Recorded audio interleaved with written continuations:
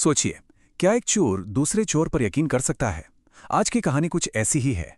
धोखे की, एक अजीब इत्तेफाक की और एक ऐसी जबरदस्त ठगी की जो भरोसे की नींव ही हिला दे। ये कहावत तो हम सब ने सुनी होगी, है ना? पर क्या इसमें वाकई कोई दम है?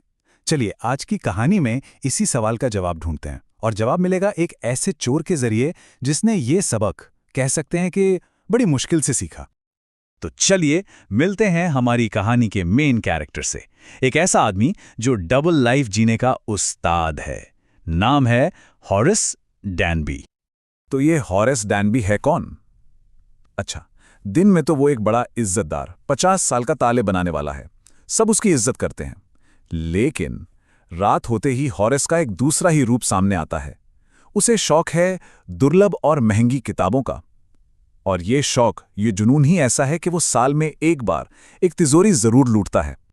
देखिए, हॉरिस को पैसों का लालच नहीं है। उसे तो बस अपनी किताबों का जुनून है जो उसे ये सब करने पर मजबूर करता है। उसकी ये जो सालाना चोरी है ना, वो बस इसलिए है ताकि अगले 1 साल तक वो अपनी पसंद की किताबें खरीद सके।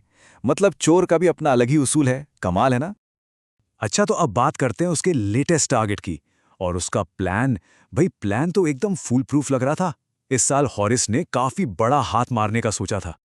तो निशाना था शॉर्ट ओवर ग्रेंज और माल पूरे 15,000 पाउंड के गहने। सिचुएशन भी एकदम परफेक्ट थी। घर का मालिक परिवार के साथ लंदन में था और जो 2 नौकर थे वो गए थे मूवी देखने। हॉरिस ने 2 हफ्ते लगाकर घर की पूरी रेकी की थी। उसे लगा इससे बढ़िया मौका तो मिल ही नहीं सकता। अब हॉरिस कोई नौसिखिया तो था नहीं, वो एक प्रोफेशनल था। उसका प्लान बिल्कुल पक्का था। हर छोटी बड़ी चीज का ध्यान रखा गया था। पहले नौकरों के जाने का इंतजार करना, फिर छिपी हुई चाबी से अंदर जाना, घर के कुत्ते शेरी को उसके नाम से बुलाकर शांत करना और फिर अलार्म का तार काट देना। सब कुछ एकदम सेट था, बिल्कुल घड़ी की सुई की तरह। पर कहते हैं ना, बड़े से बड़े प्लान में भी कोई छोटी सी चीज गड़बड़ कर सकती है। और हॉरिस के केस में वो चीज थी फूलों का एक गुलदस्ता। जी हां, एक गुलदस्ता। असल में उसे हे फीवर था और उन फूलों की महक ही उसकी बर्बादी की वजह बनने वाली थी। तो जैसे ही वो अपना काम शुरू करने वाला था, जोर की एक छींक आई और उस सन्नाटे को तोड़ दिया। और सिर्फ सन्नाटा ही नहीं टूटा, उसका पूरा प्लान भी दांव पर लग गया। और तभी दरवाजे से एक शांत लेकिन बड़ी सख्त आवाज आई। इस एक सवाल ने खेल ही पलट दिया। हॉरिस उस घर में अकेला नहीं था।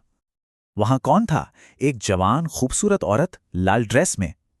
और अजीब बात यह थी कि वो डरी हुई बिल्कुल नहीं लग रही थी, बल्कि शांत थी, शायद थोड़ी हैरान भी। उसने कहा कि ये उसी का घर है। और बस यहीं से ये कहानी एक मामूली चोरी से बदलकर एक दिमागी जंग बन जाती है। एक तरफ एक चोर और दूसरी तरफ ये रहस्यमयी महिला। हॉरिस को लगा कि यहां एक मौका है। वो औरत डरी हुई नहीं, बस थोड़ी हैरान लग रही थी। तो उसने सोचा कि क्यों ना बातों बातों में ही इस मुश्किल से बाहर निकला जाए। उस औरत ने भी एक बड़ी चालाकी से कहानी गढ़ी। कहने लगी कि उसने अपने पति से वादा किया था कि वो गहने बैंक में रखवा देगी, पर भूल गई और आज रात तो पार्टी में भी जाना है। लेकिन मुश्किल ये है कि वो तिजोरी का कॉम्बिनेशन भूल गई है। अब देखिए, अचानक से वो एक खतरा नहीं बल्कि मदद मांगने वाली एक बेचारी औरत बन गई। और हॉरेस, भाई वो तो उसकी बातों में आ गया। उसे इंप्रेस करने के चक्कर में उसने एक बहुत बड़ी जानलेवा गलती कर दी। उसे सिगरेट लाइटर देने के लिए उसने अपने ग्लव्स उतार दिए। तिजोरी खुल गई, गहने उस औरत को मिल गए और हॉरिस ये सोचकर वहां से निकल गया कि चलो बाल बाल बच गए। पर वो कितना गलत था। असल में जाल तो अब बिछा था। उसकी ये आजादी बस 2 दिन की मेहमान थी। 2 दिन तक तो उसने उस नेक औरत से किया अपना वादा भी निभाया। लेकिन तीसरे दिन दोपहर होते होते पुलिस उसके दरवाजे पर आ धमकी। और अब आता है कहानी में सबसे बड़ा ट्विस्ट। पुलिस के सामने हॉरिस ने अपनी पूरी कहानी बताई उस खूबसूरत मालकिन के बारे में। लेकिन असली मालकिन?